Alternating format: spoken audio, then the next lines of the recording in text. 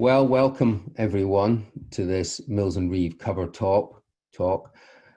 I'm Michael Mitchell and I'm an insurance partner in our London office, although for the last 6 months I've been stuck down here in East Sussex. Our topic today, or in fact, before I start talking about subrogation, some people have said that my Scottish accent is very strong, so I won't be offended if you want to if you somehow don't pick up every word, just stick with me and I'll do my best. So our topic today is subrogation, as I've said. And over the next 15 minutes, I'm going to briefly take you through the principles of subrogation, after which there'll be a question and answer section.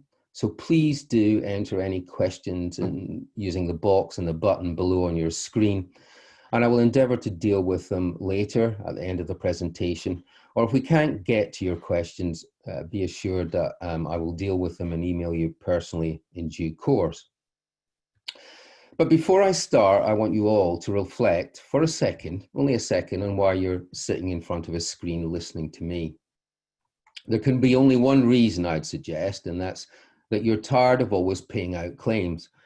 I want to get some of your money back. And to do this, you have to understand how subrogation works.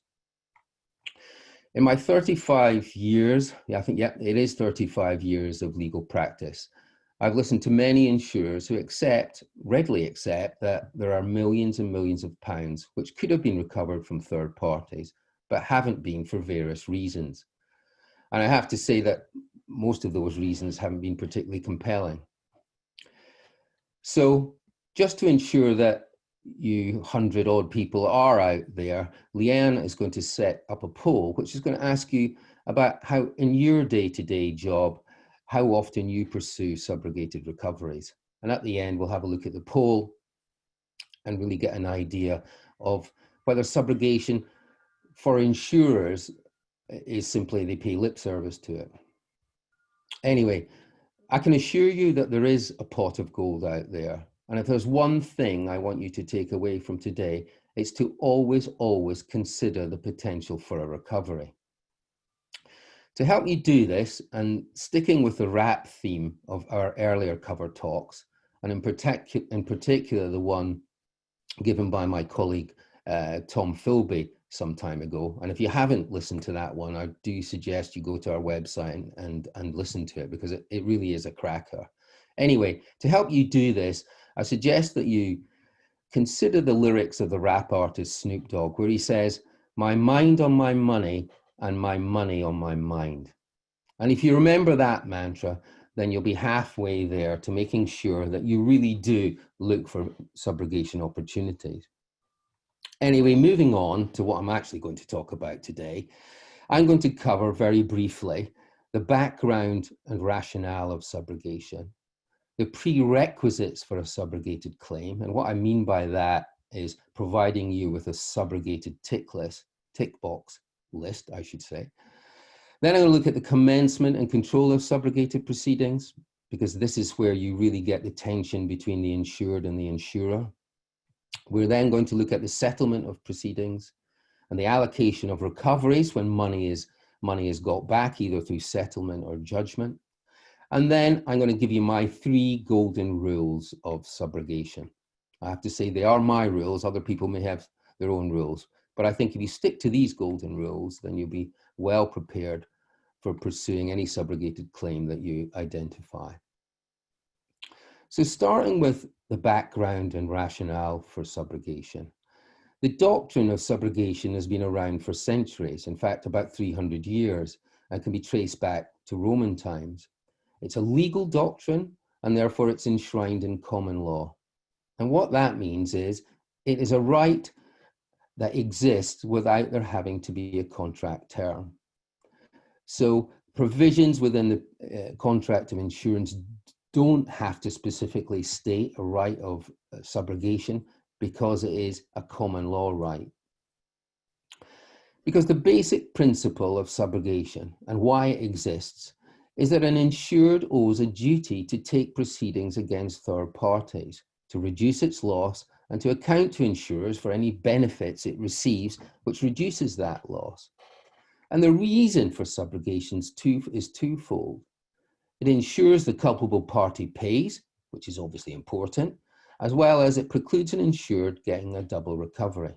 So these are the essential reasons that we have subrogation. So looking at that tick box I talked about, or the prerequisites for subrogation. The first prerequisite is that the policy, the insurance policy, must be one of indemnity. And as probably most of you know, the majority of insurance policies are policies of indemnity. So you can tick that box on normal circumstances. The policies which aren't policies of indemnity are policies such as, say, life insurance or accident insurance. So we've ticked box one. What's the next prerequisite? Well, a payment has got to be made under the policy. It can be a full indemnity payment or a partial indemnity payment. But what it can't be is a voluntary or ex gratia payment. There must have been a right of indemnity under the policy before you can tick this box and move on to the next prerequisite. And the next prerequisite is that subrogation can't be excluded in a contract. So there can't be a contractual term that excludes subrogation. And what I'm talking about here is not that there's likely to be a term in the policy that precludes subrogation, but that the insured has entered into a contract where there's a contractual term that prevents it bringing a claim against a third party for recovery. Okay, we've ticked our three boxes and we're ready to go. And we're ready to commence proceedings. And this is where it can be tricky. It's very tricky indeed, where you have a situation where an insured either has an uninsured loss or is underinsured and is therefore keen to pursue a recovery. In these circumstances, you often find that the insured is so keen to pursue a recovery that it goes alone.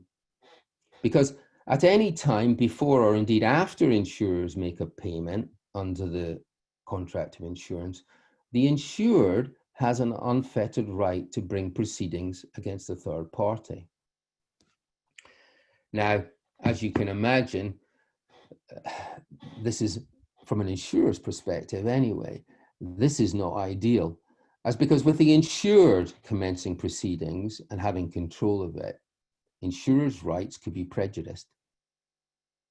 So what the insured must do, the insured must ensure that insurers, there's lots of insurers there, but the insured must ensure that the insurer's rights are not prejudiced.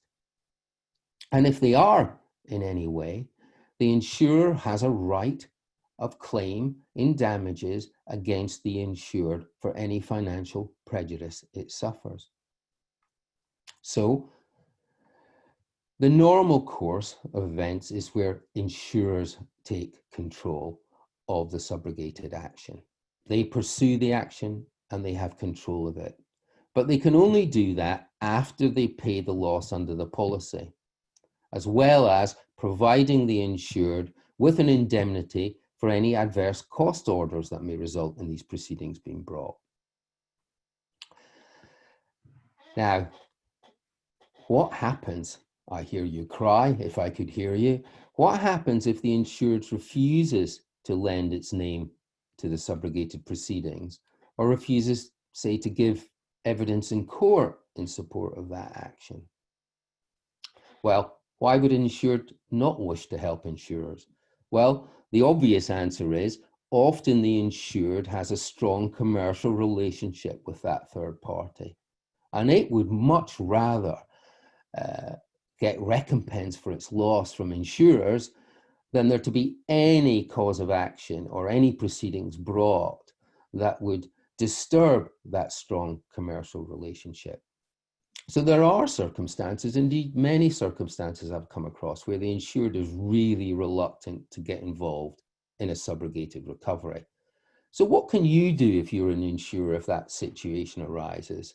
Well, the answer is twofold. One, The insurer can bring the insured into the action as well as the third party, and thereafter has two options. Either ask that the court forces the insured to lend its name to the subrogated action, or alternatively, it makes any damages that the third party pays to the insured to be paid onwards to the insurer. So there is a resolution to that situation. So we've commenced our proceedings, or we've commenced our claim, and we come to settlement. What happens then if the insured has brought its own proceedings against third party and settles those proceedings? Well, if an insured settles a claim against a third party, that will also bind the insurer. As such, care has got to be taken by the insured so that it doesn't prejudice insurer's position. Because if it does, again, the insurer will have a cause of action against the insured for any financial losses that it suffered. And who takes control of the subrogated proceedings, in my experience, is the greatest cause of dispute. So what I'm going to say to you time and time again this morning is that one of the key things that an insurer must do at the earliest possible stage is ensure that there is coordination and an agreement with the insured. So they must get together and agree how a case is to be brought, how it's to be conducted, and ultimately how any recoveries are to be allocated between them. During my early days of work as a solicitor, as a junior solicitor, I handled motor claims, and I was often instructed to recover insurers' outlay following an accident, which is probably called a bent metal claim now. However, in the pre-whiplash explosion, little consideration was given to the fact that in a minor motor accident, the insured may have suffered a personal injury. So the material damage or bent metal recovery was concluded with the third party without any recourse to the insured that it may have either uninsured losses or a personal injury claim. And this resulted, because the bent metal claim was settled, this resulted in the insured was being precluded from bringing its own claim for personal injury. And as you can imagine, this resulted in more than a little embarrassment. So it is important that in each case where proceedings are being brought, that the insurers and insured must not act in any way to prejudice the other. So we've got our claim, we've settled our claim, and we've now made a recovery. So who gets the money if the insured has got its own uninsured claim or is underinsured? So who gets the money when the money comes in? Well, the general principle is what's called the top-down principle, which means that in any recovery, the insured must be fully indemnified for its losses before insurers receive any money at all. So just to give you an example, if an item is damaged that has a value of, say, £50,000, but is only insured for £30,000, then in any recovery, the insured would get the first £20,000 to satisfy its loss before the insurers would get any money. Now, I should say that this general principle doesn't apply to marine insurance or property policies where there's, say, an average clause, because the principle there is that as the insured claim under the policy is reduced in direct proportion to the underinsurance, for example, any recovery is then divided between the insurer and the insured on a pro rata basis. As I've said before, and as I'm going to say again, the most difficult situations arise as between the insured and the insurer is where a recovery is being made for insured and uninsured losses. And this does result in a number of disputes between those parties. And therefore, again, I'm going to say it's key to reach agreement with the insured as to how the claim is to be advanced, how it's to be conducted, who has control of it, and more importantly, if a recovery is made, how it's to be allocated between the insured and the insurer. Okay, those are the principles, the general principles in bite size, I must admit. But probably coming on to the most important bit of what I want to tell you, and that is to give you my golden rules of subrogation. There are three. The first one I call the evidential rule. Because most potential subrogated recoveries fall at the first hurdle. And this is due to a failure to secure the evidence required to pursue a third party, as well as where the loss is agreed with the insured, the first party loss is agreed with the insured on a global or cash basis. Because in that instance, when you're actually bringing a subrogated claim, you don't have the documented evidence to satisfy a court as to the issue of quantum, or how much quantum there is in the claim. So, golden rule one, evidential, an adjuster must be instructed at the outset to consider recovery options. And if recovery options are identified, then he or she must be instructed to secure any evidence that they may need, that may be needed to bring a claim against a third party, as well as to ensure that there's documented evidence of how the settlement of the first party claim has been made. So that's golden rule one. Golden rule two is what I call the coordination rule. So if recovery prospects are identified, then what there must be is close coordination with the insured to identify, if any uninsured losses exist. And if there are, to subsequently draft an agreement as to how the subrogation action is to be pursued, funded, and recoveries allocated. I know I've said that a number of times this morning, but no apologies made, because if that agreement can be reached and documented early, then it makes the subrogation claim so much easier to pursue and prevents any argument between the insured and the insurer at the end of the day. So that's golden rule two. Golden rule three is what I call the review rule. You may find when you're carrying out or you're dealing with a first party loss that you have reviews of how that adjustment of that loss is going. But it's important that within those reviews, consideration is given as to prospects for recovery. Okay? Because handlers and adjusters move on. And in many cases, the fact that there are prospects for recovery get forgotten. Also within that review, it's important that any limitation dates are set in people's diaries, set on the file, because limitation dates can easily be forgotten, especially when the adjustment of a first party claim can take many months and sometimes years.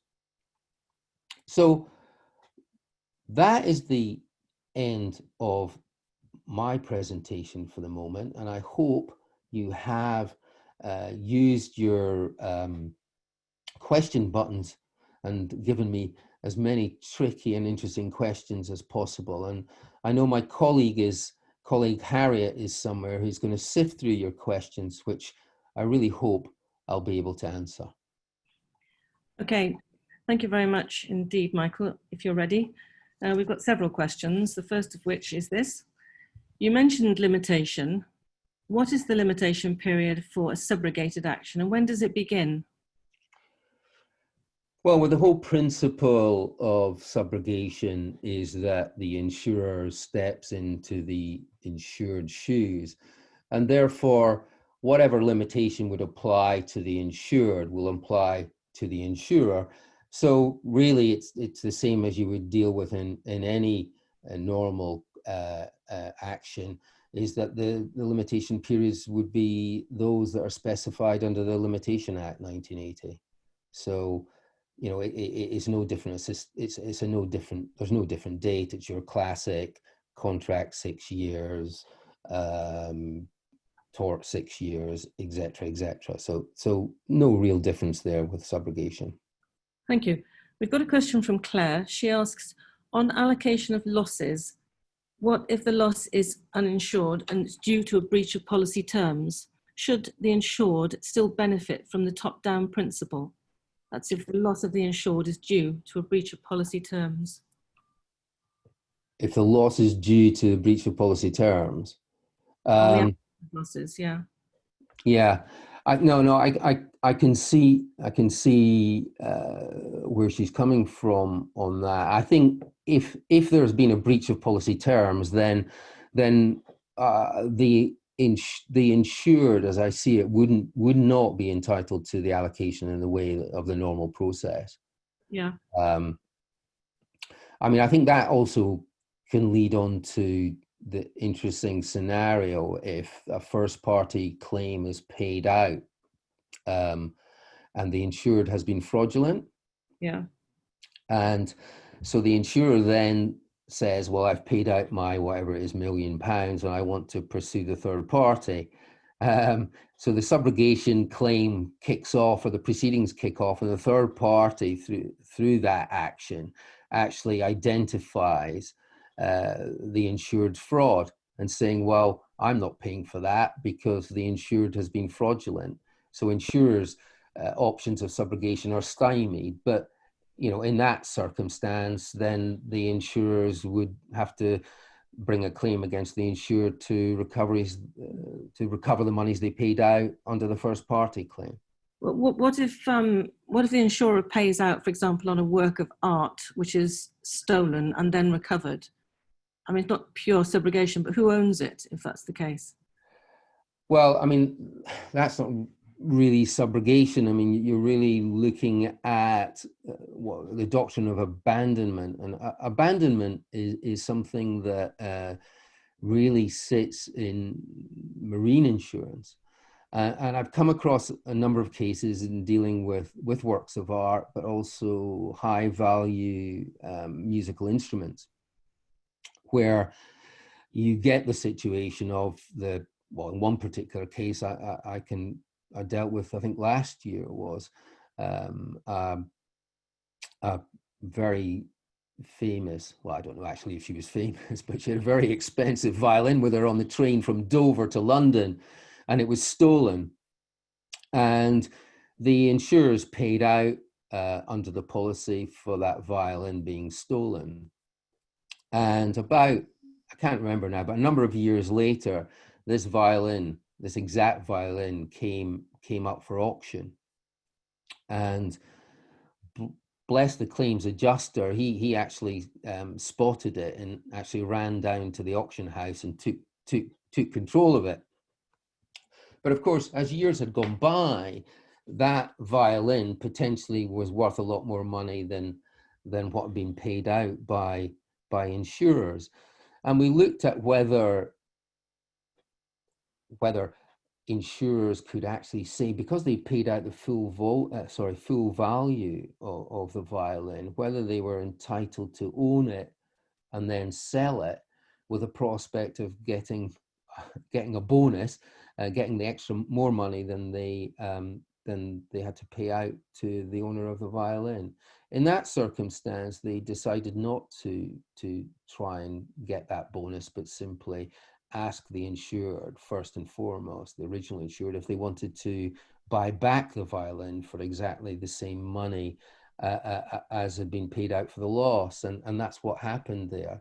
But I have looked at this a number of times, and there is no real judicial authority that says the principle of abandonment, which is essentially where you pay out a loss for in most cases it's ships, and you actually, when you pay it out, you actually get title to the ship or whatever. There's very little judicial authority to say that applies in non-marine insurance, but there are some cases in the 1800s which suggests it is. So, it is a moot point. But even if it does exist in non-marine instances, it would have to be very clearly, it would have to be unequivocally clear that when the first party claim was paid out, that title was being passed to the insurer of the object, the damaged object or the stolen object. So I think that would have to be specifically made clear before the doctrine of abandonment could apply in non-marine insurance. Thanks very much, Michael. We have got a couple more questions, but I think we're running out of time. But I think it's fair to say that you'd like to know that some of your listeners enjoyed your Scottish accent and your very clear diction. The other questions we don't have time for, perhaps you can deal with by way of email. Yes, happy to do that. And yes, I don't apologize for my accent, but I hope it was clear enough for everybody. So that brings us to the end of this session. We'd love to hear from you with ideas about future talks or just any general feedback, good, bad, or indifferent. Therefore, I really do urge you, if you can do one thing for me this morning, is when this session ends, there'll be a feedback form flicks up on your screen. Please do complete it. I know sometimes these things are a pain, but you would be doing us a huge favor to be able to do things better, do things more relevant to you if there are those. So please do that. Anyway, thank you all very much for listening to me this morning, and I hope the rest of your day is good.